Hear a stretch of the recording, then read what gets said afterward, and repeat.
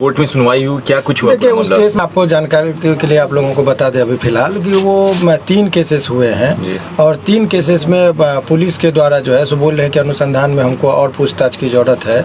तो 7 दिन का जुडिशियल रिमांड को माना गया था, लेकिन जज साहब बहुत मशक्क़त के बाद चूँकि कुछ चीज़ को कोर्ट के सामने रखी गई तो 24 घंटा के लिए इनको रिमांड पर दिया गया है। 24 घंटा के लिए, इससे ज़्यादा बात अभी चूँकि मेरिट पर केस पर जब देखा जाएगा तो कुछ धाराएँ ऐसी है जो देखने से पता चलता है कि वो धारा आईपीसी में है ही नहीं। ऐसे धाराओं का भी इम्पोजिशन हुआ है तो सब भी न्यायालय के समक्ष संज्ञान में आया, जिस पर न्यायालय ने करीब थोड़ा सा तेवर जो है सो उस पर अपना रखे कि ये कुछ धारा ऐसे है। तो यही निर्देश स्पेशली दिया गया कि आप जो भी नियम पालन है, टॉर्चर नहीं करेंगे, मारपीट नहीं करेंगे, ये सब कहते हुए न्यायालय ने उनको। सर सूचना ऐसी बाहर निकल के आ रही कि जो तमिलनाडु पुलिस है वो ट्रांजिट रिमांड पे ले जाएगी। अगर ले जाए अभी तमिलनाडु पुलिस की जो भी बात है, अभी इस केस में मनीष कश्यप जी के संबंध में सब मनगढ़ंत बात है। अच्छा, वो बात से कहीं कोई लेना देना नहीं है।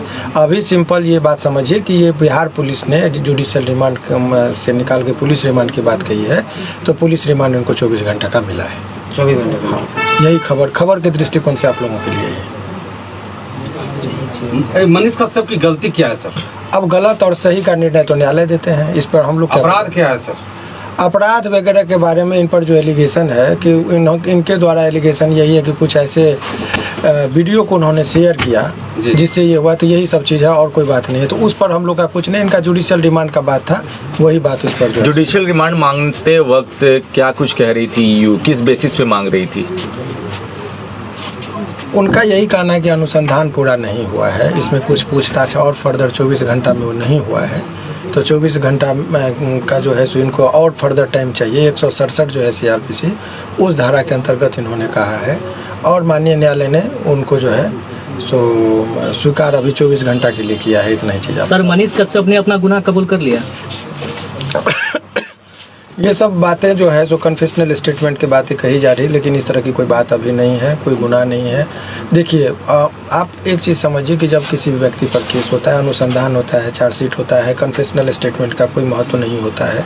सीआरपीसी की इंडियन एविडेंस एक्ट का जो है उसमें एक चीज़ समझिए कि कन्फेशन बिफोर द पुलिस उसका कोई महत्व नहीं। तो कुछ कन्फेशनल स्टेटमेंट वो भी मनीष कश्यप ने अन्य लोगों की बातें कही जा रही है, लेकिन इनके द्वारा नहीं है। तो वो सब तमाम तरह का चीज़ है, जब वो चार्जशीट जमा होगा तब आप लोगों के लिए होगा। अभी फ़िलहाल यही समझिए कि जुडिशियल रिमांड, हालांकि वो चूँकि ये पूरा केस ही जुडिशियल रिमांड का जो क्वेरी था, जज साहब का ये कहना था कि ये होल केस डॉक्यूमेंट्स पर आधारित है, वो जुडिशियल रिमांड की ज़रूरत कहाँ पड़ती है वो एक आप जानना चाहेंगे। हमने जुडिशियल रिमांड वो गलत टर्म का दिया, पुलिस रिमांड की बात हो रही है। तो पुलिस रिमांड का ज़रूरत तब होता है जब कोई अनुसंधान में फर्दर पूछताछ की ज़रूरत है। मान लीजिए किसी ने हत्या कर दी, किसी ने हत्या कर दी और हत्या करने के बाद लाश को कहीं छुपा के रखा। अब वो व्यक्ति को गिरफ्तार हुआ, 24 घंटा में पता नहीं चल रहा है लाश वगैरह का। वो माने एक उदाहरण मैं दे रहा हूँ। ऐसे विकट परिस्थिति में लोग कहता है कि कुछ और रहेगा तो हमको कुछ साक्ष्य संग्रह हो जाएगा। इस केस में डॉक्यूमेंट्स पर आधारित केस है, सारा चीज़ एलिगेशन डॉक्यूमेंट्स पर है। यही है कि इन्होंने कुछ वीडियो वायरल किया जिससे 2 राज्यों के बीच में तनावपूर्ण स्थिति हुई, ये एलिगेशन है। तो वो डॉक्यूमेंट्स है, वो सारा चीज़ ऑन रिकॉर्ड है।